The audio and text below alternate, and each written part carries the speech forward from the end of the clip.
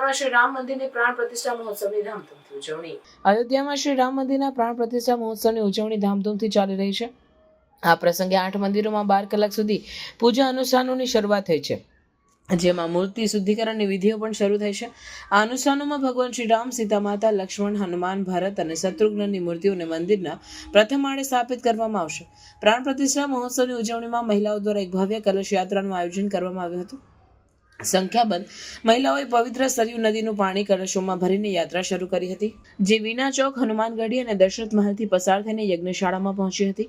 આ યાત્રામાં 101 ઋત્વિક્સ અને યજ્ઞાચાર્યોની ઉપસ્થિતિ રહી. અયોધ્યામાં સુરક્ષા વ્યવસ્થામાં પણ કડક કરવામાં આવી. એન્ટી ટેરરિઝમ સ્કોડના કમાન્ડો અને અન્ય સુરક્ષા એજન્સીઓ દ્વારા મંદિર પરિસર અને આસપાસના વિસ્તારોમાં 24 કલાકની સર્ક્યુલેશન અને સાવચેતી રાખવામાં આવી.